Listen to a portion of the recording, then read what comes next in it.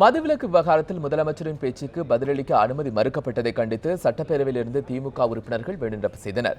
தற்போது எதிர்க்கட்சித் தலைவர் செய்தியாளர்களை சந்தித்து வருகிறார். அந்த காட்சிகளை நேரலையில் பார்க்கலாம். எரிசக்தி மற்றும் மதுவிலக்கு ஆயத்தீவை குறித்து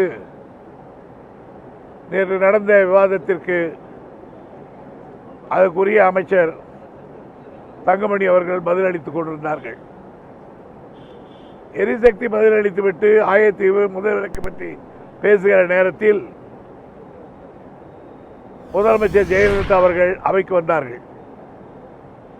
அவர் வந்த பொழுது அமைச்சர் சொன்னார், இந்த மதுவிலக்கை பற்றி சில சொல்ல வேண்டுமானால் யார் யாரோ இன்றைக்கு எதுவும் சொல்லுகிறார்கள், ஆனால் முதலாக இந்த மதுவிலக்கை கொண்டு வந்தது உங்களுக்கெல்லாம் யார் என்று தெரியும் என்று அவ்வளவுதான் அவர் சொன்னார்.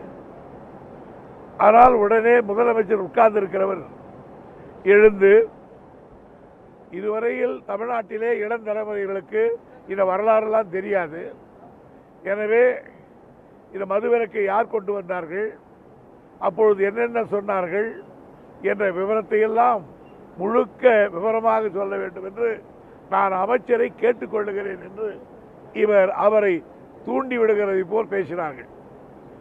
நான் உடனே எழுந்து கேட்டேன்,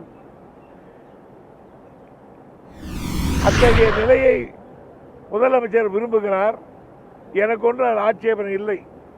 ஆனால் கலைஞர் அவர்கள் இந்த மதுவிலக்கை ரத்து செய்ததை பற்றி குறிப்பிடுகிறார்கள். ஆனால் மதுவிலக்கை ரத்து செய்ததை மதுவிலக்கை ஓராண்டு காலத்திலே கலைஞர் மீண்டும் கொண்டு வந்து விட்டார். அதற்கு பிறகு எம்ஜிஆர் அவர்கள் ஆட்சிக்கு வந்த பிறகு அவர் மீண்டும் மதுவிலக்கை ரத்து செய்தார், மறுபடியும் எடுத்தார். அவர்தான் அன்றைக்கு ஏலம் விடுகிற நிலையெல்லாம் கொண்டு வந்தார். எனவே அதற்கு பிறகு இன்றைக்கு டாஸ்மாக் கடைகளை ஓபன் செய்து வருகிற முதலமைச்சர் ஜெயலலிதா வரையில் நடந்த அத்தனை செய்திகளையும் கோர்வையாக சொல்ல வேண்டும் என்று கேட்டுக்கொள்வதற்காக நான் சபாநாயகரிடத்திலே அனுமதி கேட்டேன். ஆனால் அதற்கு சபாநாயகர் அவர்கள் அனுமதி தரவே மறுத்துவிட்டார்கள். எதிர்கட்சிகளை உட்கார வைத்துவிட்டு கையை கட்டிவிட்டு பேசுவதற்கு வாய்ப்பில்லாமல் சகட்டு மேனிக்கு எங்கள் மீது குற்றச்சாட்டை சொல்வதென்றால் என்ன? எனவே ஜெயலலிதா அவர்கள் மதுவிலக்கு கொள்கையிலே மகாத்மா காந்தியினுடைய பேத்தியை போல் அவ்வளவு உறுதியாக இருப்பதை போல பேசுகிறார். நான் இன்றைக்கு சொல்லுகிறேன், மதுவிலக்கை தவிர்க்க முடியாத ஒரு காலகட்டத்தில் கலைஞர் கொண்டு வந்தார். அப்பொழுது எம்ஜிஆர் அவர்கள் தான் சிறுமி சேமிப்பு தலைவர். அவரே என்ன சொன்னார்? இருக்கிற நிதி நிலைமைக்கு மதுவிலக்கை கொண்டு வர தளர்த்துவதை தவிர வேறு வழி இல்லை என்று சொன்னார். பிறகு 77 அவரே ஆட்சிக்கு வந்தார். அவரே மதுவிலக்கை தளர்த்தினார். பிறகு தளர்த்திவிட்டு மீண்டும் என் தாய் மீது ஆணை, நான் மதுக்கடையை திறக்க மாட்டேன் என்று சொன்னார். ஆனால் எம்ஜிஆர் அவர்களே மறுபடியும் ஏல விட்டார். பெரிய பெரிய சாம்ராஜ்ய உடையார் சாம்ராஜ்யங்களை எல்லாம் உருவாக்கினார்.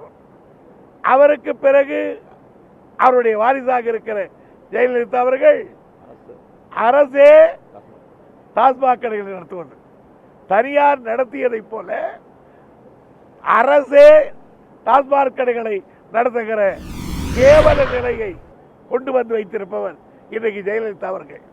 இந்த செய்தியெல்லாம் பேசுகிற மந்திரி விடாமல் சொல்ல வேண்டும் என்று கேட்பதற்கு நான் எத்தனித்தேன் பல முறை. ஆனால் சபாநாயகர் வழக்கமாக அடமண்டாக குருடாக சர்வாதிகாரியை போல் முடியாது என்று சொல்லுகிறார். ஆக என்ன நினைக்கிறார்கள் என்று கேட்டால், இந்த சபைக்கு நாங்கள் வர வேண்டியது ஏதோ அவர்களுக்கு கவரி வீசுவது, லாலி பாடுவது என்றிருக்கிறார்கள். ஜனநாயகத்தின் குரல் ஒலையை நெரிக்க பார்க்கிறார்கள். திராவிட முன்னேற்ற கழகம் அதுக்கெல்லாம் பயப்படாது. we will take the challenge. அதை நாங்கள் எதிர்த்து நிற்போம். அதுதான் எங்கள் இன்றைக்கு ஒரு டோக்கனாக வெளிநடப்பு செய்திருக்கிறோம். மீண்டும் நாங்கள் உள்ளே போய் பணியாற்ற முற்படுகிறோம்.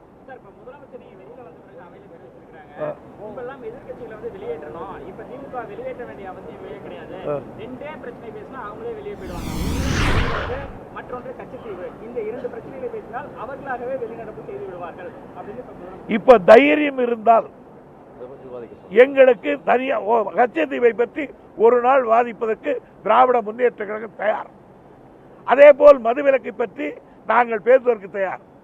ஆனால் முதலமைச்சருக்கு நான் சவால் விடுகிறேன், எங்களுக்கு பேசுவதற்கு வாய்ப்பு உண்டா? சபாநாயகர் நேரம் வாங்கி கொள்வதற்கு தயாரா? அப்பொழுது நாங்கள் பேசுகிற பொழுது வெளியே போவது அவர்களா நாங்களா என்பது தெரியும்.